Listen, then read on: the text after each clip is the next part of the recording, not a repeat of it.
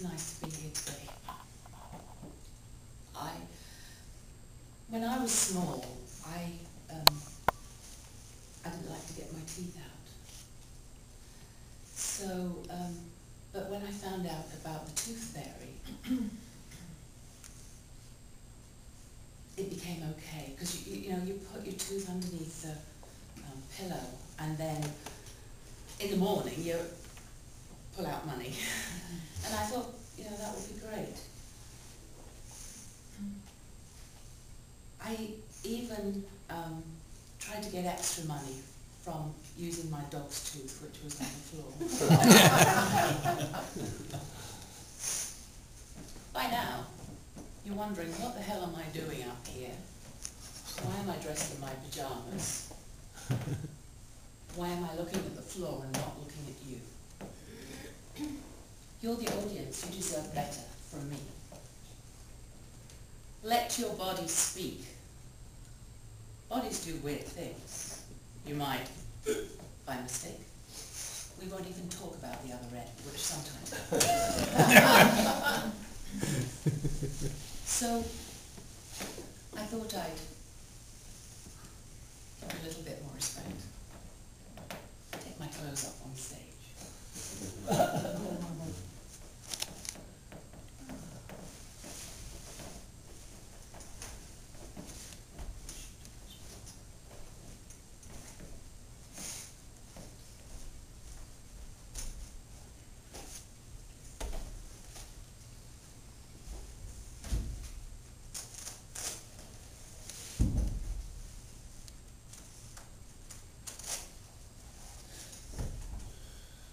Our bodies make a whole lot of difference when we speak.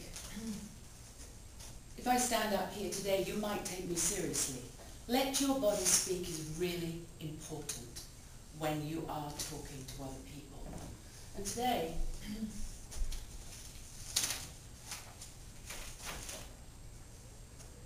I want to talk about stage presence and body language and personal appearance. Don't wear your pyjamas when you're standing up in front of someone. It doesn't make a good impression. I don't know what you're thinking, and maybe you would tell me afterwards in private. But if I'm talking to you and you're thinking, what the hell is she wearing? Those shoes are really funny. They look as though she's got a cow on her feet. Then I'm not really doing a service, because you're not listening to me. You're thinking about what I look like. Personal appearance makes a difference when you're standing on the stage. Body language. Body language consists of facial expression, eye contact, vocal variation, and gestures. When I came up on stage, I didn't look at any of you. I was not keen to look at any of you. But it's a good idea when you're talking to an audience to focus on someone, to look at the colour of their eyes, to see whether they're frowning and looking at you with great intensity, or whether they're scratching their ear. Look at people in the audience who are giving you a smile and nodding, because that'll make you feel better. And then, as you go around the rest of the audience, you can try and up the ante. Make them excited about what you're talking about. You can practice by putting pictures on chairs and talking to the pictures. Don't look over the top of people's heads, and certainly, as I was first told, imagine them naked, because you'll be giving the wrong impression to the person you're looking at.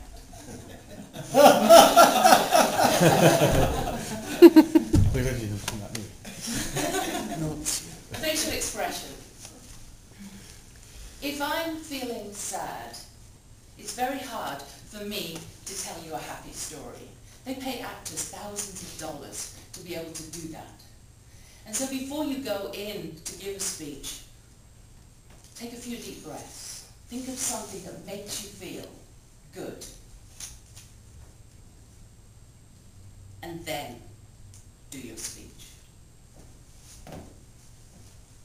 Vocal variation. Well, once upon a time there was a dog who lived with a cat, and he was... Once upon a time there was a dog who lived with a cat. Is that more effective? I think so. So you want to vary your vocals. Up here, down there. Right the way down. So that if you're talking, it gives people a different intensity, a different feeling as they go up and down. The waves of the sea. Gestures. Grand gestures. Small gestures. Hardly any gestures at all.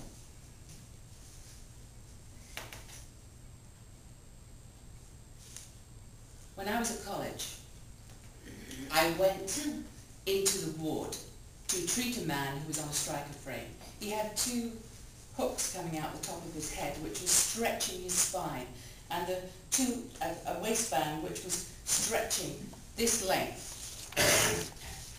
My job was to give him exercises. He had on a sheet and a blanket and nothing else. So I had to tuck in the sheet and pull off the blanket. He was a gorgeous looking man, you should have seen him. Took a great deep breath and I said, I've come here to give you your exercises. I got hold of the sheet and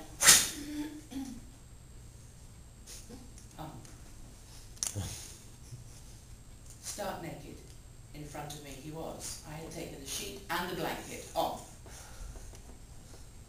And do you know what he did? He winked at me.